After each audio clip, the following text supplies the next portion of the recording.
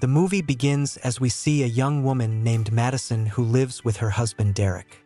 They are expecting a baby, and their life, at first glance, seems happy.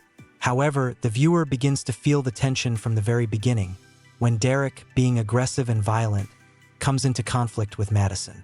One day, he pushes her against a wall and she hits her head.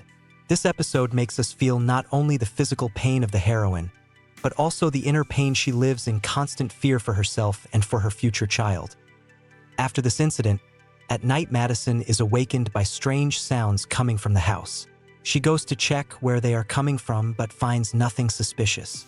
Tension rises when the camera shows shadows and silhouettes in the dark corners of the house, adding to the sense of menace. At this point, Derek begins to notice something strange as well. He hears rustling noises and sees something invisible moving around the house. Soon something horrible happens. The invisible creature attacks Derek and he dies in agony. Madison is panicked and shocked. She loses her baby and ends up in the hospital. After this incident, Madison returns home alone and we see her struggle with grief and fear. Madison is connected to the mysterious creature that killed her husband. She begins to see visions of murders that are happening in other parts of the city. These visions frighten her as they are all too real, and she feels as if she is present at the scene of the crimes. Madison tells this to her sister Sydney, who tries to help her figure out what is going on, but at first she cannot believe in the supernatural nature of what is happening. Alongside this, detectives Kekoa and Regina begin to investigate a series of deaths that are happening in the city. They find strange clues, and although the evidence suggests that they are all connected, the detectives can't figure out who is committing these crimes because no one knows who is behind it. Each new death becomes more violent and mysterious, and the clues found at the crime scenes don't provide answers. Madison continues to have visions that become increasingly intense and frightening. In one of these visions, she finds herself in the apartment of one of the victims, where she watches an unseen perpetrator mercilessly massacre a man. The vision is so realistic that she cannot distinguish it from reality. This leads Madison to believe that she is somehow connected to the criminal, but cannot figure out how or why. Madison comes to the conclusion that she and the killer may be connected through her past. She enlists her sister's help, and together they begin to research her childhood, of which Madison remembers almost nothing. During this research, they find documents and records that indicate Madison was adopted.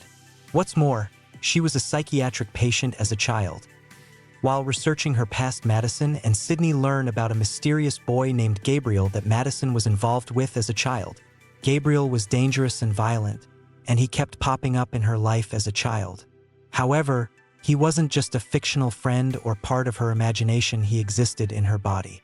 It turns out Gabriel is a parasitic twin who was physically attached to Madison and with whom she shared some of her organs and brain.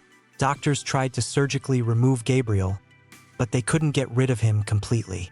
They put him to sleep and hid him deep inside Madison's brain, but now he has awakened. Gabriel began to reassert himself when Derek slammed Madison's head against the wall. This trauma awakened him, and he now controls her body in moments of offense. Gabriel has supernatural powers. He can manipulate electricity and distort reality around Madison, giving her visions. When he takes control of her body, it deforms and Madison finds herself a helpless observer trapped in her mind while Gabriel commits his horrific acts. Unraveling this horrifying phenomenon leads to even more conflict. Madison realizes that she is responsible for the murders, though she cannot control Gabriel's actions. At one point, she finds herself at a crime scene where Gabriel kills another victim and is apprehended by the police. In prison, Gabriel takes control of her body again, and she watches in horror as he massacres several inmates. Soon after, the climactic scene begins where Gabriel infiltrates the police station to finalize his plans. He eliminates multiple police officers using Madison's body and then takes Madison's sister hostage, threatening to take her out.